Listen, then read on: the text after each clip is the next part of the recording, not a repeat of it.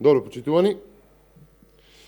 Директор на онкологија го исклучува системот за контрола и следење. Друг директор вади лажни документи за семејството да го смести на клиниката. Почитувани, и двајцата директори се многу блиски до врвот на партиите кои што ги назначиле. Вакви зафати и молкот за криминалот со години во онкологија се невозможни без знаење и поддршка од власта. Почитувани, уште колку имиња од семејството на власта се на списоците од грозоморниот криминал. Кој му кажал на директорот од СДС да го исклучи системот? Кој му издал лажни документи на директорот од ДУИ?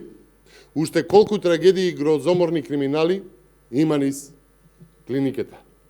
Почитувани, со години трае тежок криминал, грозоморен криминал, на пациенти се украдени лекови, а на оние што треба да ги лечат, им било ставано вода, додека лековите организирано ги продавале на црн пазар.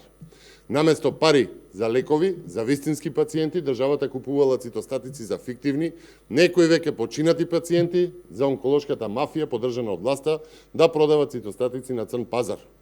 Ова грозоморие не доликува на здравство, туку на логорите на смртта. И ова грозоморие минува неказнето со години, иако за него се зборуваше и се пишуваше. Ова грозоморие е креација на власта и се додека се на власт нема да дозволат вистинска истрага.